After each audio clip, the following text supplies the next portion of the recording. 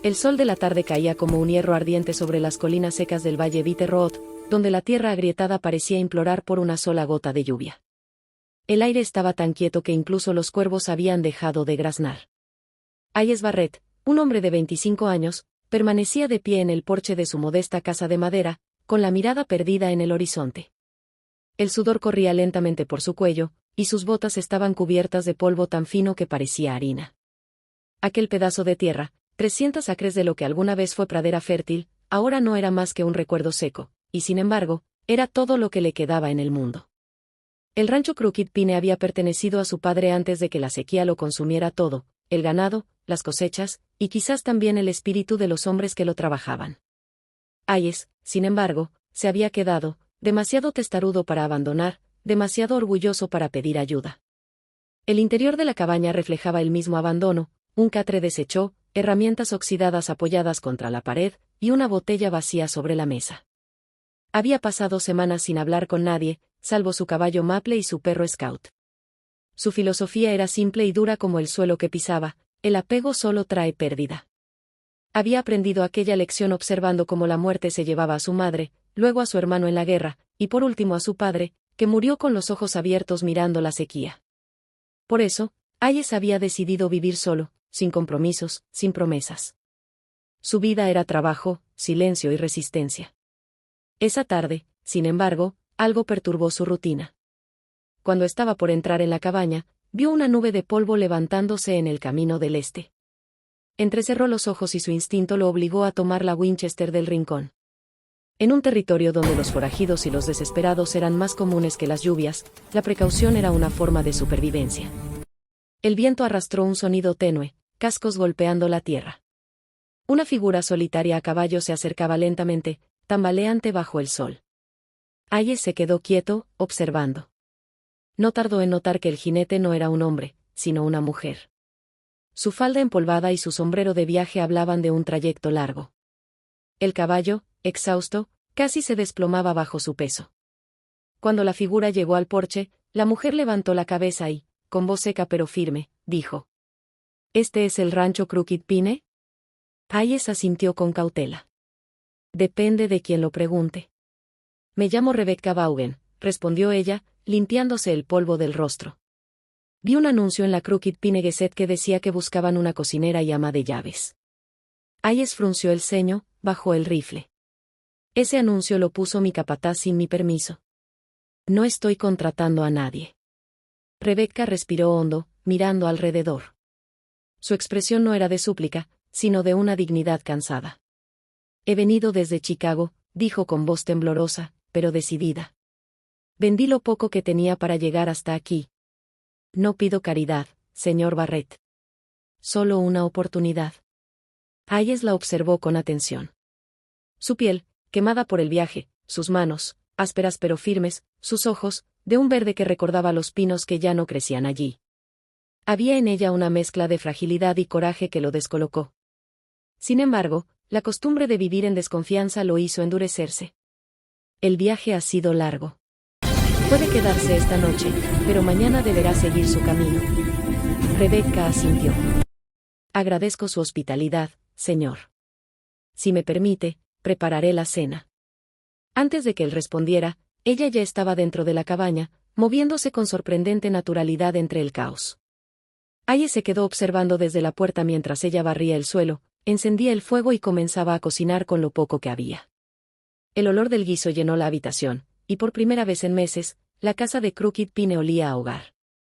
Cuando Rebecca le sirvió un plato, Hayes lo probó con desconfianza, y luego, sin decir palabra, siguió comiendo hasta que el plato quedó vacío.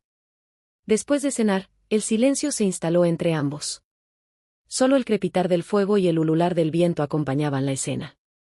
Hayes, incómodo con la sensación de compañía, se levantó. Debería descansar. Mañana tiene un largo camino. Rebecca lo miró, serena. Sí, señor Barrett.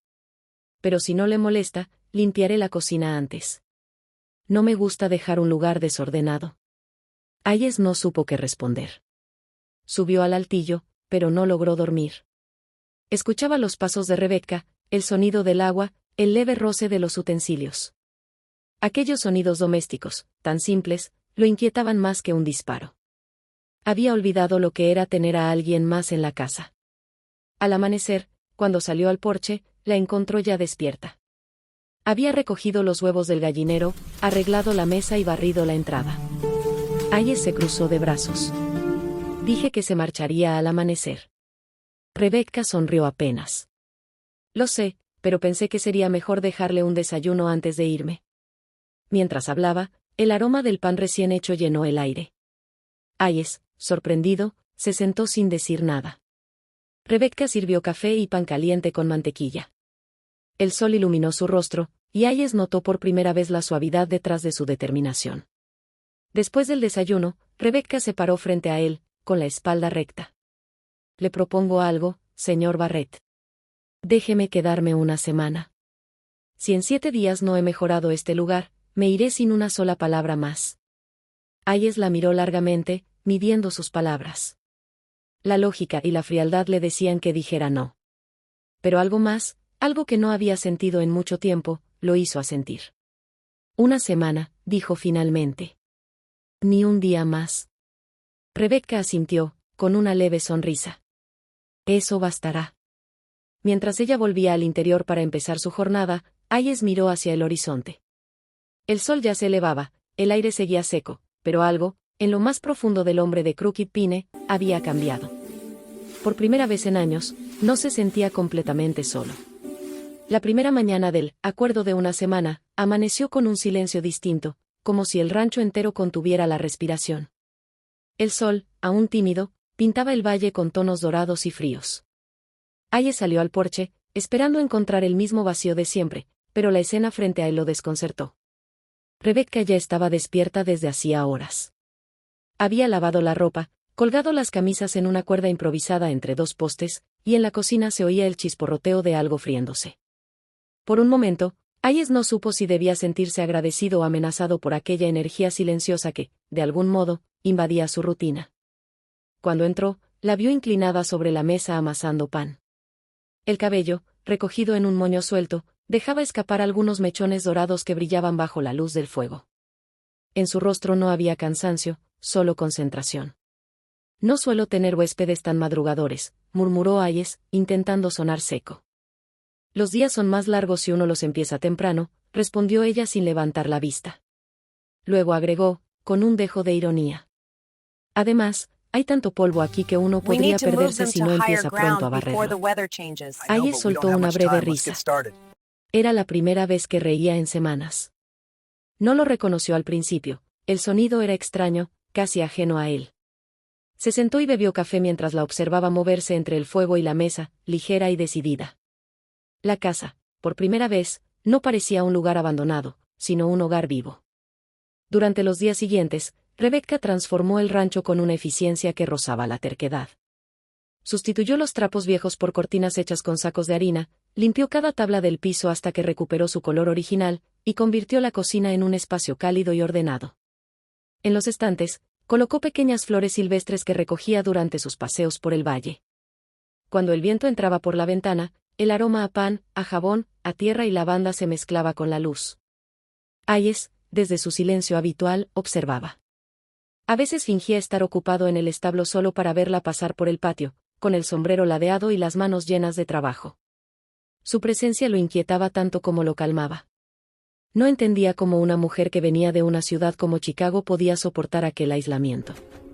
Ella no se quejaba, no pedía nada, no hablaba más de lo necesario. Pero en sus gestos había algo que le resultaba familiar, esa misma fuerza obstinada que lo había hecho quedarse en Crooked Pine cuando todos los demás se habían ido. Una tarde, mientras arreglaba una valla rota, Hayes la escuchó cantar. La voz de Rebecca era suave, casi un susurro, pero llenaba el aire seco con una dulzura que hacía tiempo no habitaba aquel lugar. Se quedó inmóvil, con el martillo en la mano, escuchando. Era una melodía antigua, tal vez un himno, tal vez una canción de su infancia. En ese instante, el rancho ya no parecía tan muerto. El 6º día, el foreman Finn Murphy regresó del pueblo con los demás rancheros. Venían polvorientos, cansados y hambrientos. Cuando entraron en la casa, el olor a guiso y pan fresco los dejó inmóviles. —¿Qué demonios? —dijo uno de ellos, mirando el mantel limpio y las flores en la mesa. Finn soltó una carcajada. Parece que Crooked Pine resucitó mientras no estábamos. Rebecca salió de la cocina con una sonrisa tranquila y un cucharón en la mano. Siéntense. La cena está lista. Los hombres obedecieron como si una ley invisible los obligara. Comieron en silencio durante varios minutos, asombrados por lo que probaban. Finn miró a Hayes con una sonrisa burlona. Si la dejas ir, jefe, serás el hombre más tonto de Montana. Hayes fingió no escucharlo, pero las palabras le quedaron dando vueltas en la cabeza. Aquella noche, mientras los demás dormían, Hayes se acercó al corral. El cielo estaba despejado, y la luna, redonda y brillante, iluminaba los campos secos. Rebecca estaba allí, de pie junto al pozo, mirando las estrellas. ¿No puede dormir?, preguntó él, acercándose. Ella sonrió sin apartar la vista del cielo. Hace años que no veo tantas estrellas. En Chicago, el humo las oculta.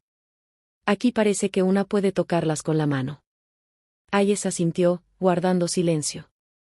Había algo en su tono que le resultaba triste. ¿Qué dejó allá?, preguntó finalmente.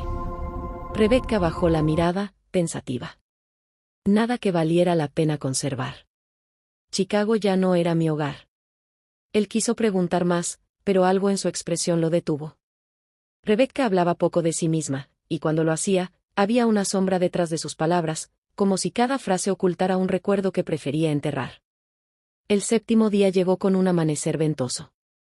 Hayes se levantó temprano, decidido a cumplir su palabra y decirle que el trato había terminado. Pero al ver el rancho, el suelo limpio, los caballos alimentados, la casa viva, dudó. Entró y la encontró preparando café. Ella lo vio y sonrió, como si supiera lo que él iba a decir. Su semana ha terminado, dijo él, intentando mantener la voz firme. Rebecca asintió. Lo sé. ¿Quiere que me vaya hoy? Hayes no respondió de inmediato.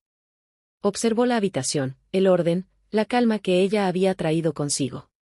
Recordó los meses de soledad, las noches en las que el viento era su única compañía. Si quiere quedarse, podría hacerlo, dijo al fin, casi en un susurro. No como huésped, claro. Como empleada. Rebecca lo miró fijamente, con un brillo que mezclaba alivio y cautela. Gracias, señor Barrett.